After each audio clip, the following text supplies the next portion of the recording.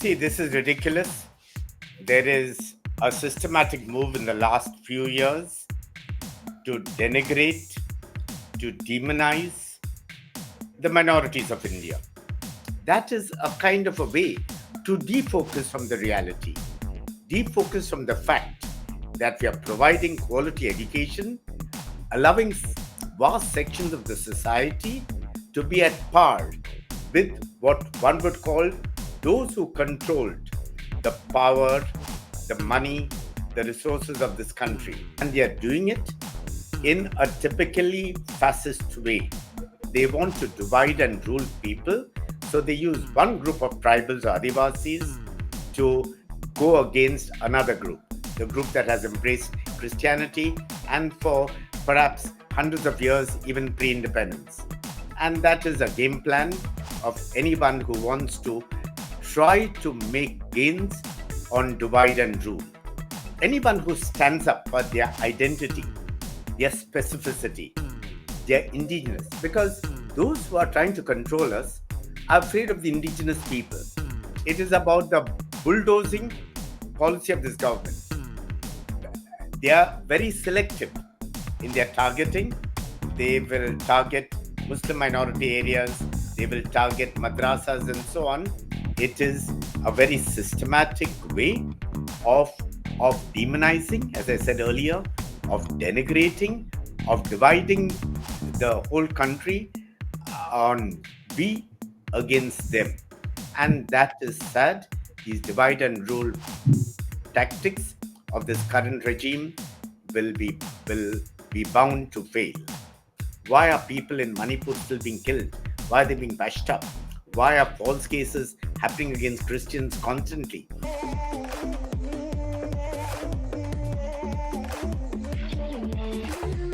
Friends, welcome to DYNT News. Today we have with us Cedric Prakash. Cedric Prakash sir is a well-known fighter for human rights and social justice in India. Anyone who wants to understand what Cedric Prakash has been doing can easily read up on him. But since he is new to our audience, let me tell the audience that the awards that Cedric Prakash sir has won, that is Man of the Year Award in 1972, the Kabir Puraskar Award in 1995, the Anubhai Chimanlal Nagarika Puraskar 1996, Rafi Ahmed Kidwai Award 2003, Pramananda Divakar Award 2004, National Minorities Rights Award 2006, Chevalier de la Legion d'Honneur or Knight of the Legion of the Honor in 2006, Mother Teresa International Award 2013, and Louis Carano Award in 2021. Sir is someone who works in Gujarat primarily and talks about the rights of minorities and Christians. Sir, welcome to have you here. Thank you. It's good to be on your podcast. Yeah. So before we start off this video, let's ask our viewers to like, share, and subscribe. DYNT, Democratize Your Nation Today, and our tagline, Awaken One Human at a Time. Sir, let's get to the conversation. So as you know, in Assam, they are targeting the Jesus statue in missionary schools right now. They want to make it un-Christian. Sir, what is your thoughts about it? See, this is ridiculous. There is a systematic move in the last few years to denigrate, to demonize the minorities of India, be it the Muslims or the Christians.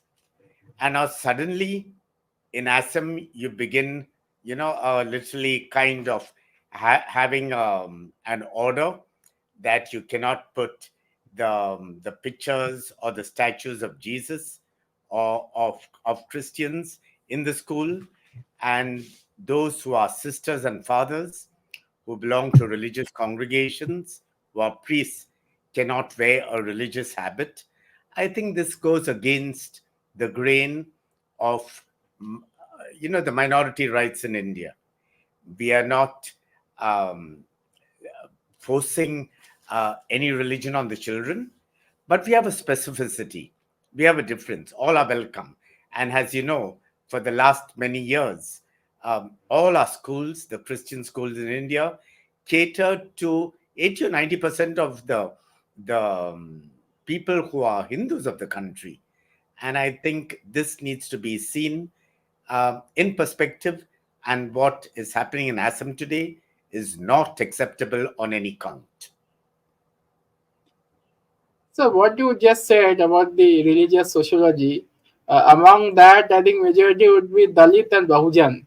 I think, sir, that is why they are targeting institutions that are catering to the marginalized Hindus of India. And I think, sir, they are scared that someone like Sujata Gidla might come out of the oppressed society. That is why they are targeting us in this way, because sir, even if you look at West Bengal, Assam, Bihar, there also madrasas cater to the DBAs only most of the time, the poor Hindus. Um, um, I think yes, one has to can understand it in that perspective, but we are definitely catering to the poorer sections of society, whether it is Dalit, whether it is Bahujan, whether it is OBC, whether it is Adivasi tribal, because these are groups, or in fact the other minorities too, which have been disempowered in the country for generations. They have not had access, say, to simple education, to quality education. And as church, as Christians, we have taken education to the remote areas of the country, to the backward areas, and empowered people and made them kind of um, uh, brought to the level of the citizenship of the country, which is necessarily theirs, their rights, their freedoms, and what the preamble of the Constitution speaks about equality, the dignity of every single citizen of India. What's wrong in that? Why are they frightened? Do they want people from the Dalits, from the OBCs, from the Bahujan, from the Adivasis tribals to continue to remain subservient to them? And that, I think, is wrong. They're exposing themselves with this misdeed. Uh, Sir, there is something which Hindutva intellectuals like Pushpendra Kulshreshtha keep talking about, Article 30A, which is again non-existent in Indian Constitution. you know but still, this marketing or fantasy has been created in the minds of the educated Hindus, that something is desperately wrong, and the religious institutions who are providing education, they are not supporting, or they are not maintaining constitutional values within our institution. Sir, your thoughts on that? I think they will need to prove that, because in all our institution, we subscribe to the values, to the principles that are laid down in the Constitution of India, and which is so beautifully put in the preamble of the Constitution. And I think whether they want to quote 30A or whatever, I think that is a kind of a way to defocus from the reality, defocus from the fact that we are providing quality education, allowing vast sections of the society to be at par with what one would call those who controlled the power, the money, the resources of this country. And that actually goes against them in many, many ways. Yeah. So another issue that they are creating right now is targeting government people from the scheduled tribe Christian category. Yeah. So what do you think about that? So they want to remove the scheduled tribe reservation from the converted Christians. Also in Tamil Nadu, we see that the DMK government has classified them as Adi Dravida, but such things are not being done in other anti-BJP, so-called anti-BJP rule state. There is no protection as such. for the scheduled tribe Christian anywhere. Right. I think this is done in a very meticulous manner. Over the years, the scheduled tribes who have embraced, or for centuries they have been Christians, continued with the privileges which they receive as Adivasis, as tribals. Now, suddenly they are frightened, whereas they have denied those who have embraced Christianity, who are Dalits, of the reservation given maybe to the Buddhists or to the Hindu Dalits, and saying that once you embrace Christianity, you're deprived of that. There is this delisting that is taking place in parts of the northeast of India, parts of central India like Jharkhand and other states, and they are doing it in a typically fascist way. They want to divide and rule people. So they use one group of tribals or Adivasis to go against another group, the group that has embraced Christianity and for perhaps hundreds of years, even pre independence. And that is a game plan of anyone who wants to try to make gains on divide and rule. Sir, would you say that Jharkhand Chief Minister, who has been put in jail in an ED case, he has been targeted only because he wanted dignity for Santal religion called Sarna religion. Sir, would you Yes, say that is in this? so obvious, Hemant Soren. Anyone who stands up for their identity, their specificity, their indigenous, because those who are trying to control us are afraid of the indigenous people, because it is the tribals, the Adivasis, the Dravidian cultures, who are the original inhabitants of the land. And there is enough of empirical evidence of ancient India, how many people came from outside the country and invaded India much before the Mughals or the Portuguese or the French or the British. Okay. Everybody knows this. This is history, ancient India history. And they do feel threatened when a man like the former chief minister of Jharkhand, Hemant Soren, will goes by the Adivasi identity, about the Sarna religion, and so on. And they don't want that to happen. They would like to Brahmanize everybody, and they would like to have what in the bunch of thoughts, what and people like Govalkar and Sarvarkar and Hegdewar have been saying, to have some kind of uniformity in the country, controlled by a few, where everybody who's different, very especially minorities, and those who have their own specificities, are treated like second class citizens. So as we know, there is a ongoing issue in Haldwani, Yes, and the issue in Haldwani starts from madrasa, again, yes, an educational institution of a religious minority. right. So, do you think going forward, such would be the case with Christians in Christian majority states of India?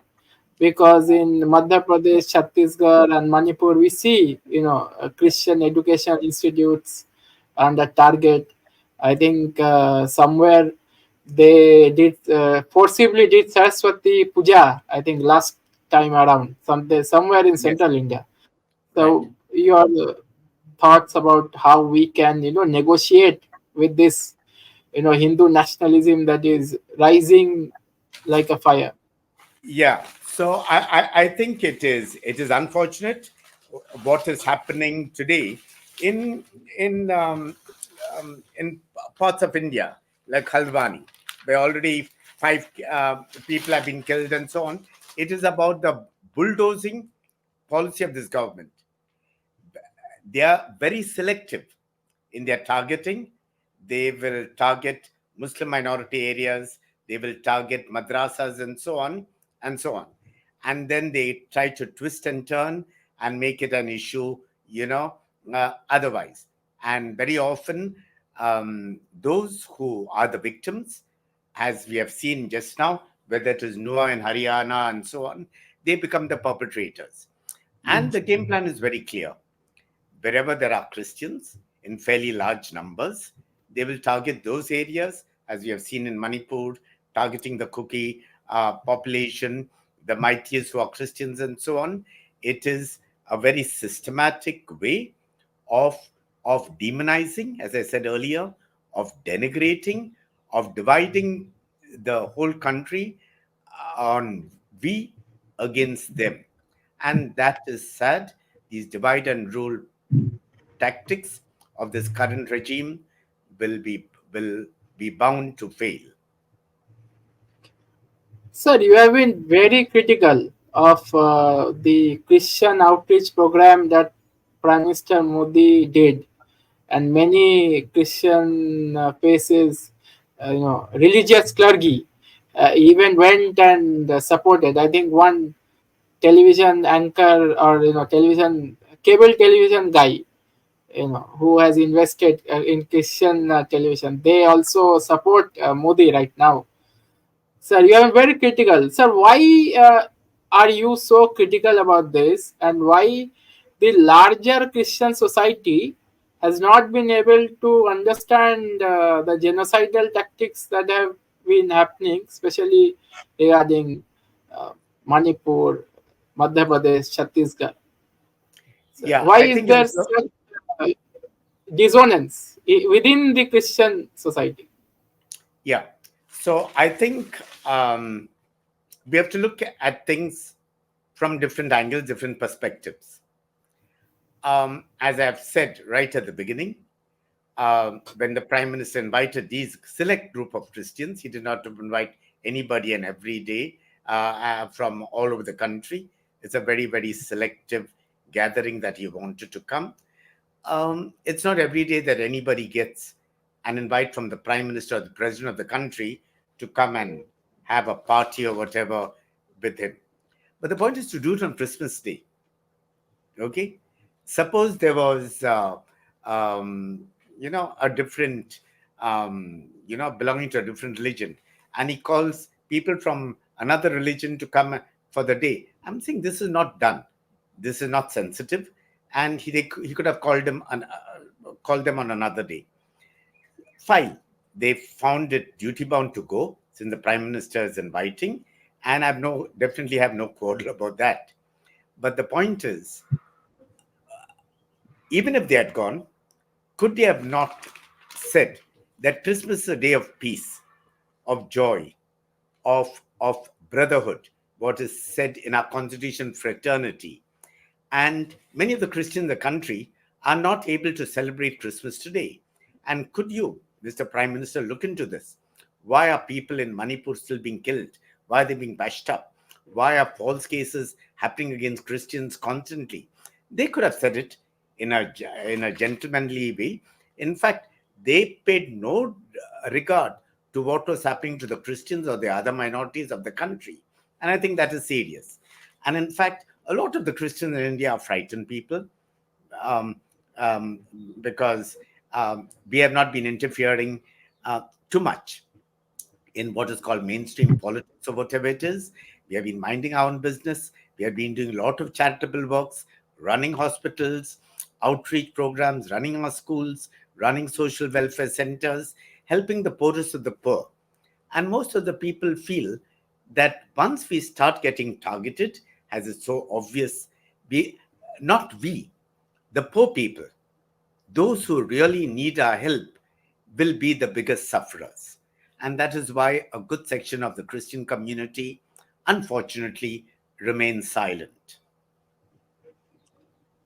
Sir, no, I don't want to criticize you, but sir, Dr. Ambedkar had written in pre-partition India that the Christian people must engage in politics. And again, sir, after 75 years, you are saying the same thing, that we are not in politics. Sir, Uh, how Wait, then, sir, how we are going to change this? yeah, see, I'm not talking about myself. There are many Mm, Christians who have engaged in politics. mm, Okay. And I believe Christians must engage in politics. In fact, Pope Francis, in his very powerful encyclical, Fratelli mm, Tutti, wants every mm, single to engage in politics, because mm, politics comes from the Greek polis. It means mm. people. It means the joys and hopes and aspirations of people. And I believe Christians, I'm not talking about priests like me. The ordinary people must engage in civic affairs, in politics, in justice and peace issues, work for the rights of all. I'm convinced of that. I've been doing it for the last 40 years at least. Okay. And while I don't have to subscribe to this political party or the other, but to enter into the lives of the people, to stand up for their rights, to speak on behalf of the voiceless, I am convinced is the duty of every Christian. Whatever you say is not a criticism against me, because mm, I know that I stand for mm, justice, for getting mm. involved in the rights of people. But I wish many more Christians are involved, but with a passionate view to engage of issues related to the Constitution of India and to ensure that the democratic structure of the country continues. Okay, sir, as you know, 24th January was a very dark day in Indian history. Right. Meitei nationalists or Meitei Nazis, whatever we may call it, they have taken over Imphal, but there is no external pressure nor internal pressure. So as neither the Muslims are, dancing around, neither the Christians or the Marxists or even the opposition parties. No, they did not make 24th January an issue. And sir, before that, we also see there was Gharwapsi of Meitei Christians into Sanamahism or Gauda Vaishnavism, whatever the religion that they are wanting to establish at the cost of Christianity and other things. Also Islam in Manipur. Sir, why such lack of empathy for our people in Northeast? So if you like to address it. Yeah, I'm sorry about that. It should not have happened. You cannot have one so called mighty leader give a kind of diktat to the mighty MLAs to come and tell them exactly what to be doing.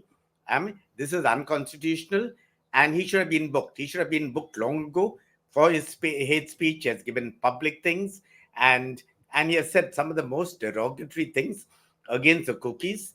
And so we know what is happening. um, I think there is no universal or national outrage of persons like him. I think there should be. This is a lack of the political will on the parts of many of the opposition parties to rock the boat. The opposition, as we know, in India are not united, and that gives people like him and the BJP, the one, say, ruling Manipur today, the upper hand. So, what we need to do as a people, speak with one voice, one mind, subscribe to the ideology which is enshrined in the Constitution of India of justice, liberty, equality, and fraternity, of socialism and secularism, of unity and the dignity, integrity of every single citizen. I think that is important. And to ensure the fundamental rights of every single citizen, and very especially their own specificity, their own culture, their language, their dress, what they eat, and so on, be guaranteed. And the state, who should be the guarantor and the protector of the constitution, must ensure that. Unfortunately, the government of Manipur, just cares too blatantly too of it, and we know the central government is involved in what's happening in Manipur today. Sir, since we are discussing this in if we address it in a more holistic manner, so do you think the lack of social movement of the minority is is a lacuna for us to safeguard our constitutional rights? I would definitely think so, but I'm also convinced that minorities cannot go it alone. See, the vast majority of Indian people who are Hindus do not subscribe to this fascist ideology. And let's accept it. Who are the ones who have killed Gandhi? Who are the ones who have killed my own companion, Father Stan Swami? Okay? And there are hundreds and thousands of people who are not minorities, who are not Christian, who are not Muslims, who are there protesting against what's happening in the country today. This is not a majority versus minority issue, though through many kinds of things, like what happened on the 22nd of January in Ayodhya, they are trying to create a sense of majoritarianism in India. Fortunately, most of the people of India will not buy it. Okay? I mean, I think Lord Ram is very sacred, and I would respect Lord Ram and the belief of certain Hindus in him, and I think we must respect. Okay? And we must not denigrate anyone because of their beliefs and so on, but weaponizing religion, using it as a political tool to subjugate, you know, the Christians, the Muslims, I think it's serious. But what minorities should also do is to join people's movements, should join civil society, should join secular political parties that stand up for the good. We cannot be exclusive. I don't think I would not kind of promote a Christian party. I don't think that is necessary and good for India. I would promote a secular party, a party which transcends its own exclusiveness, that is inclusiveness, a party that has Muslims and Christians and Sikhs and Jains and Buddhists and Parsis and Jews, and of course plenty of Hindus, but who believe in the secular credentials of the country, who are able to unite people rather than divide them on majority minority, on Hindu non-Hindu and so on. Sir, my question was not like that. My question was political cannot be religious, that is given. But the social unity, sir, Yes, socially, I believe so. someone like, for example, sir, in the social sector, Hindu nationalists have something called RSS. Yeah. But the counter to RSS cannot be a political party, No, sir. no, From no. that perspective, sir, But the I think counter we to RSS, my dear friend, can definitely be, like. uh, you know, a people's movement. A people's Mm, movement that is existing, civil society coming together. I'm not talking about joining a political party only. I'm talking mm, about social movement. And we need, mm, like, for example, the Arab Spring there that took place in mm, Egypt and in several other parts of the world, we have had. mm, What about the people's movement against Nazism, against mm, Hitler? There were hundreds and thousands of people all over the world. What about the people's movement in the world today that is supporting the cause of Palestine, which is very important, and what is happening to the Palestinian people? I think we need to come out as one. We should mm, be able to unite the social fabric and look at what Ambedkar itself said in his speech to the Constituent Assembly on the 24th, on the 25th of November 1949. He speaks about social democracy. He says our democracy will thrive uh, only if there is social democracy.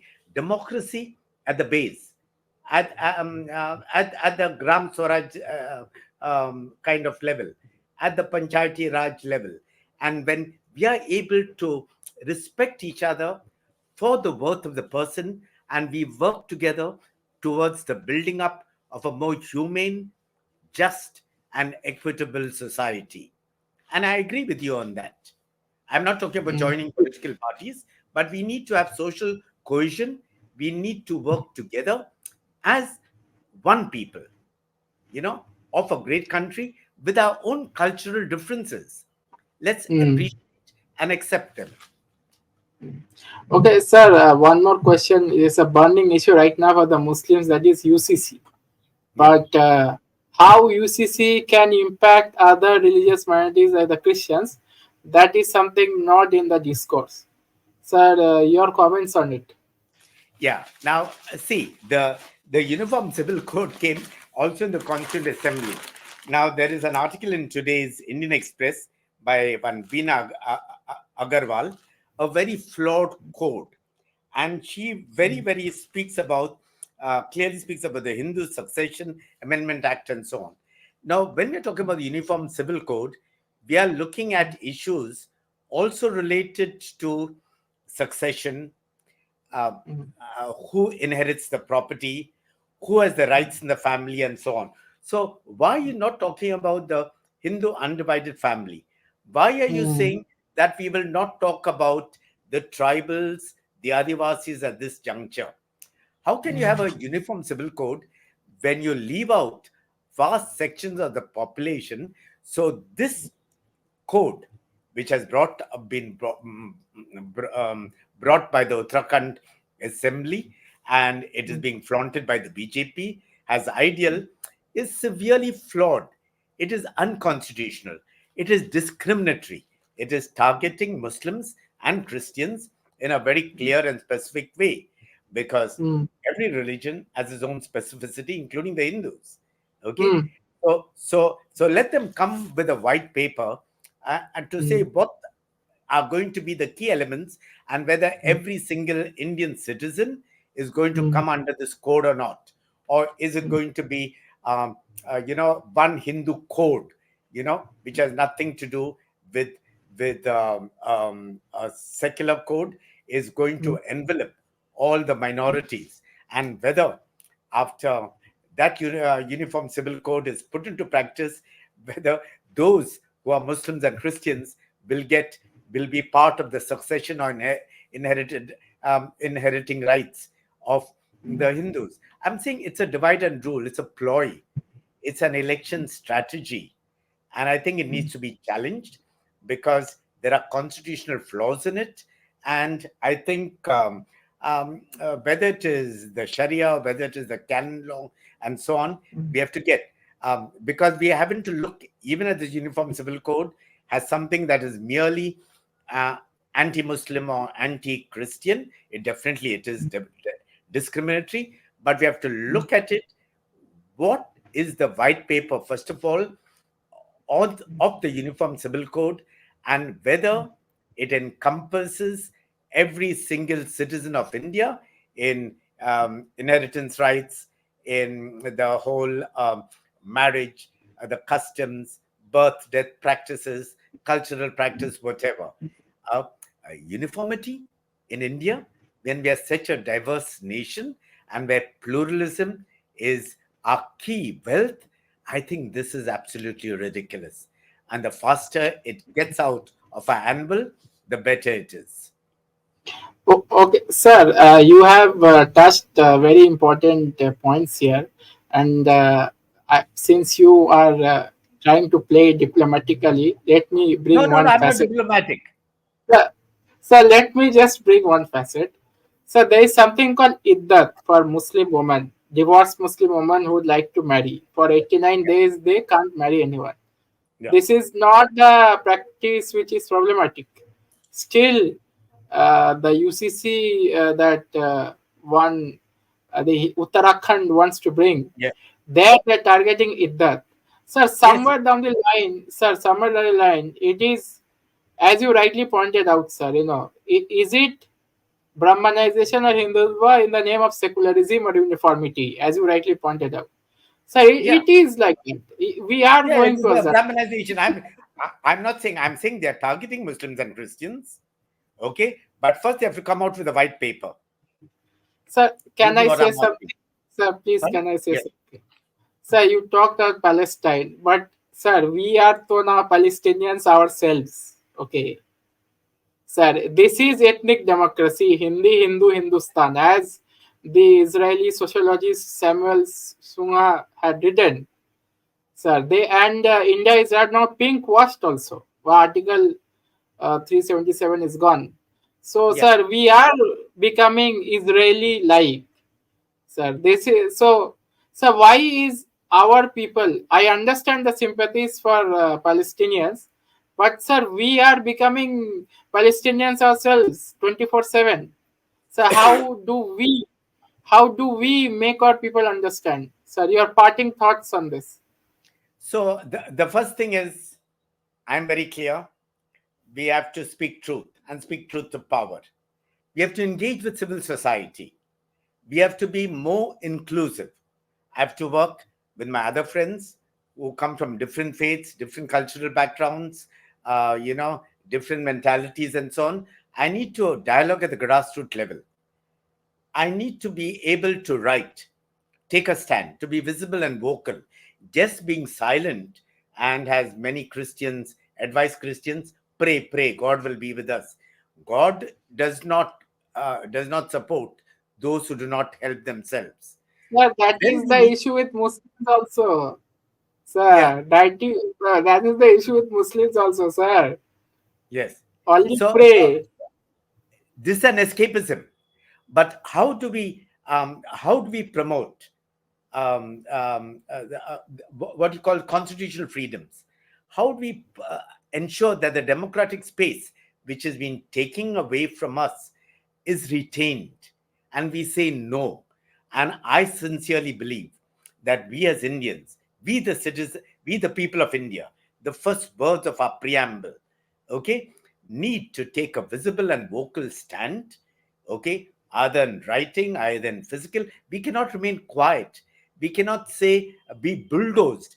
They are bulldozing us, outside Parliament, and they are bulldozing Parliament with all their draconian laws and legislation, which is anti-farmer. Thank God the small farmers, a little over a year ago, showed us the way by their 1 year long strike. The labor codes, which is anti-labor and things like that. We need to take a stand and join with civil society. Now, in a few days' time, there is a national call for a nationwide bandh. While basically I'm against any kind of bandh which will affect the livelihood of poor people, I think we need to come out in protest visibly and vocally against this fascist regime. Sir, That was what last question Satya was to all you. about. Okay. Understood, sir. Last question to you. It's nice listening to someone as senior as and established as you speaking in a positive manner. So I am quite young. I'm just 33 years old. I'm So little more than double your age. yeah, yeah. So last question to you, sir. Your message to the Kuki people in Manipur, sir.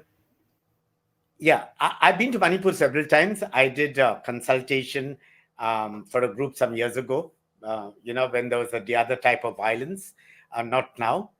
Um, I believe in peace to everyone at this moment. Doesn't matter who you are, lay down your arms. Violence has not been the solution to anyone. I understand that your rights are being trampled upon, your identity is taken away, your religion is taken away, your houses and your churches, and you're being displaced. So, but try to see whether, and the government should intervene too. The government should ensure that those who are attacking the armories, the state armories, no longer do so and are full of arms and guns and things like that. I think the government should take a stand on it. But I think there is something more important. Uh, uh, we need, while asserting the rights of the Kuki people for the hill country, and so on, and for their specific identity, we need to ensure that there is peace, that there is non-violence, both in the valley and in the hills of Manipur. Okay, so thank you for giving us your time. We hope that people watch this video and people please share and like this video and subscribe. Thanks for watching DYNT. Democratize your nation today. Awaken one human at a time. Please like, share, and subscribe.